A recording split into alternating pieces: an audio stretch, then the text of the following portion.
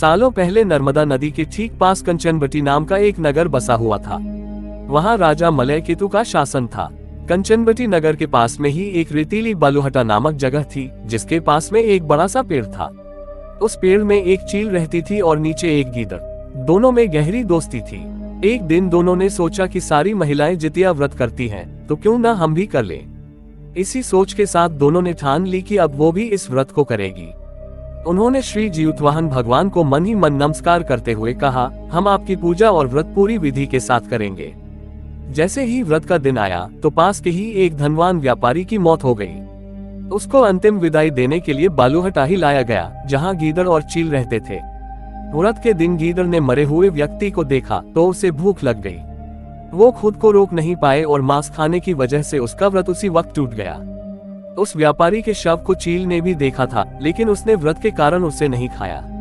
उसके बाद चील और गीदड़ दोनों अगले जन्म में कंचनवटी के भास्कर नामक ब्राह्मण के घर में बेटी के रूप में पैदा हुए। चील का जन्म बड़ी बहन के रूप में हुआ, जिसका नाम शीलवती पड़ा और उसकी शादी बुधिसेन नामक लड़के से कराई गई। गीदड़ का जन्म उसकी छोटी बहन कपूरावती के रूप में हुआ। समय होने पर उसका विवाह कंचनवटी के राजा मलयकेतु से उसके पिता ने करवाया। भले ही कपूरावती विवाह के बाद कंचनवटी की रानी बन गई हो, लेकिन उसे बेटा का सुख नहीं मिला। उसके घर जितने भी बच्चे जन्म लेते थे वो उसी दिन मर जाते।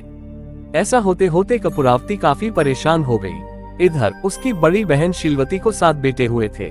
जब उसके सारे बेटे बड़े हो गए तो उन्होंने महल में कार्य करना शुरू कर दिया। अपनी दीदी के बेटों को देखकर धीरे धीरे कपूरावती रानी के मन में जलन का भाव पैदा होने लगा। उसने इसी जलन की वजह से अपने पति को कहकर अपनी दीदी के सारे बेटों के सिर कटवाकर एक बर्तन में रख दिए। उन सभी 7 बर्तनों को कपूरावती ने लाल रंग के कपड़े से ढक दिया और अपनी दीदी शीलवती के पास भिजवा दिया। भगवान जीउतवाहन भी ये सब देख रहे थे। उन्होंने रास्ते में ही सभी 7 भाइयों के सिर को धड़ से जोड़ा और अमृत पिलाकर जिंदा कर दिया। फिर सभी भाई अपने घर चले गए और उन बर्तन में भगवान की कृपा से फल भर गए। उधर कपूरावती अपनी दीदी के घर से शोक समाचार मिलने के इंतजार में बैठी हुई थी। जब कोई संदेश नहीं आया तो वो खुद ही शीलवती के घर चली गई।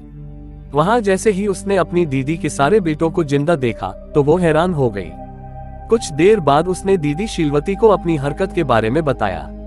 उसने कहा कि किस तरह से उसने बर्तनों में उसके बेटों के सिर काटकर डाल दिए थे और जोर जोर से रोने लगी। तभी शीलवती को अपने पिछले जन्म के बारे में याद आ गया। वो अपनी छोटी बहन को उसी पेड़ को पास लेकर गई जहां वो दोनों पहले रहा करते थे। उसने कपूरावती को पिछले जन्म में रखे जितिया व्रत की पूरी कहानी सुनाई। ये सब जानते ही कपूरावती ने उसी वक्त अपना दम तोड़ दिया। राजा को तुरंत शीलवती ने इस बात की जानकारी भिजवाई।